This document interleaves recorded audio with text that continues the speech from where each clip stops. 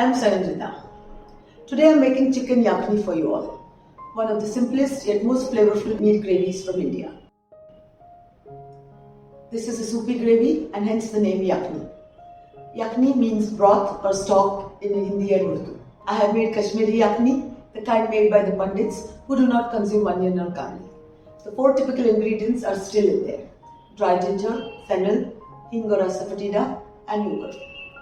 I've taken a small liberty at the very end, where I've used crispy fried onion or birista as garnish. This can be skipped, of course. This soupy gravy is best served with rice or with a spongy roti like kulcha. I've used an instant pot today, but you can just as easily use a saucepan. Follow the same recipe for mutton yakhni. The only difference is you will need to pressure cook the meat instead of slow cooking it. Well then, let's head to the kitchen. I'm going to quickly go through the ingredients. The chicken first.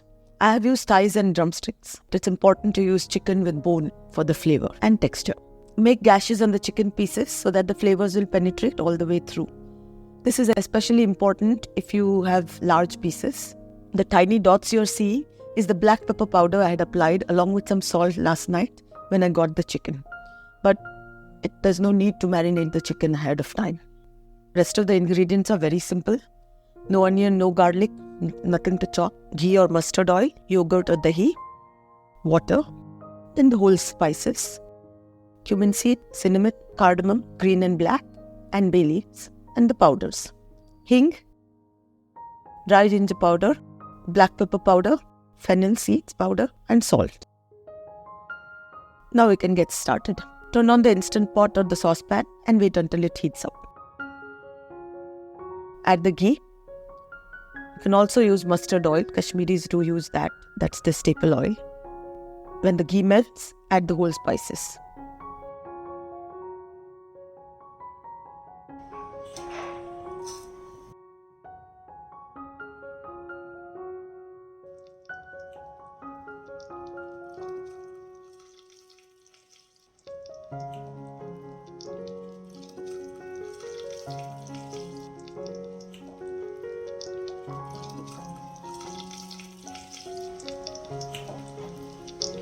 And toss until you get a wonderful aroma.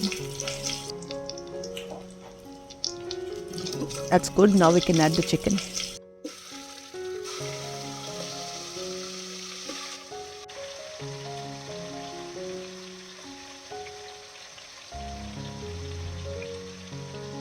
And we have to toss the chicken pieces until they change color.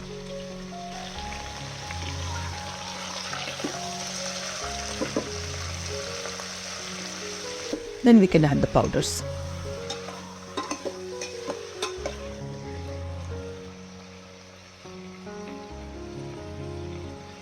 It's almost done. You can see most of the chicken pieces have changed color. So in go the dry powders. The first 3 are typical of most Kashmiri Pandit dishes. Dried ginger or salt, hing or asafoetida, fennel or soap, black pepper, and salt.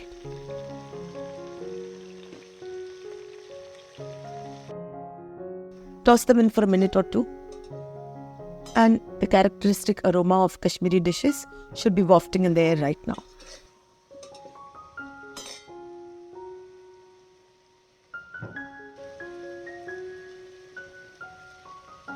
Now we can add the yogurt. It should be fresh, not sour. 1 to 2 tablespoons at a time. Mix it until that is incorporated and then add the next batch. If you add all this yogurt at once, it will curdle and you will have a grainy yakhni. And we don't want that, obviously.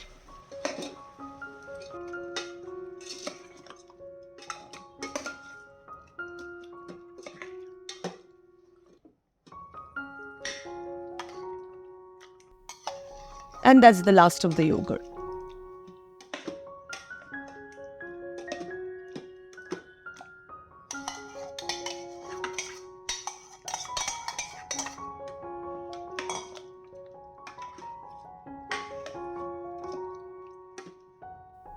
Let it come to a boil, then we can add some water and allow it to simmer for about 20 minutes or so until the chicken is soft.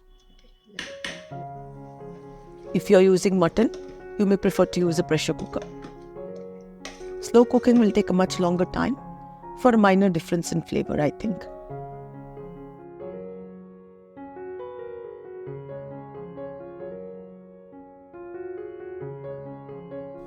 I have added a little less than 1 cup of water because I have plenty of liquid in there already. My yogurt was not very thick.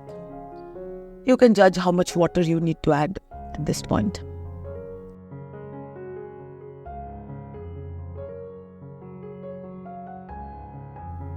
You may have noticed that there is no chili in this dish.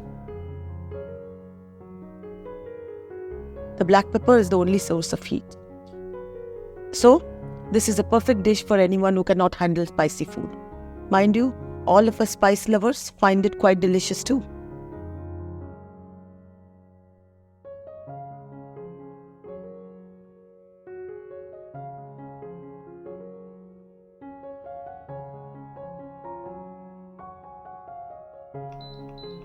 Close the pot and set it on slow cook for about 20 minutes.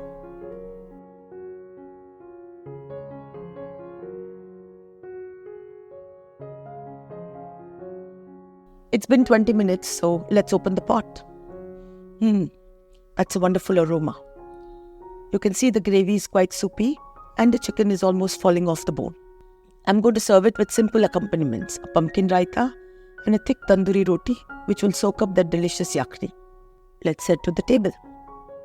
I have garnished it with barista or crispy fried onions. You can also use fresh coriander leaves as garnish.